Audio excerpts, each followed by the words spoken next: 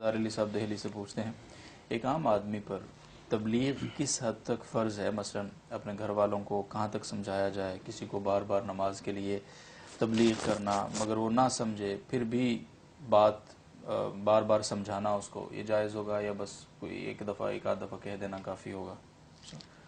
جی، پہلی اصولی بات تو یہ ہے کہ امر بالمعروف اور نہی عن المنکر کے وہ طریقے جس میں طاقت کا استعمال ہو، جس میں دوسرے کے مال جان میں تصرف لازم آتا ہو، جی تو یہ کسی فرد کے دائرۂ کار میں نہیں ہے، دائرۂ اختیار میں، بلکہ یہ جو مسلمانوں کی اجتماعی طاقت ہوتی ہے حکومت کی شکل میں، تو یہ اس کی ذمہ داری ہے اور وہی یہ اس طرح کام کر سکتا ہے۔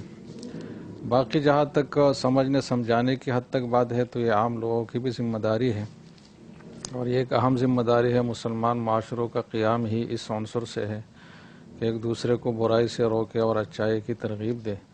البتہ اس میں دو چیزوں کی رعایت ضروری ہے، ایک تو یہ ہے کہ انداز مثبت ہو طعن اور جرح کا، اور دوسرے کو مطلب ذکر پہنچانے کا اور طعن و تشنیع کا انداز نہ ہو جس سے دوسرے کا عزت نفس مجروح ہو جی اور مثبت فائدے کے بجائے منفی نتائج حاصل ہوں۔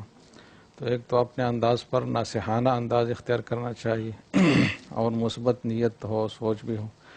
دوسری بات یہ ہے کہ دوسرے کی پوزیشن کو دیکھنا چاہیے کہ اس پہ آپ کی بات کا اثر ہوتا یا نہیں ہوتا۔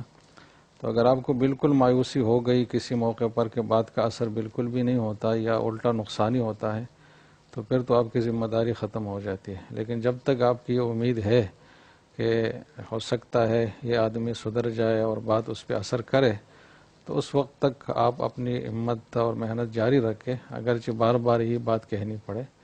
تو اس اصول کو پیش نظر رکھ کر اس پہ عمل کیا جائے۔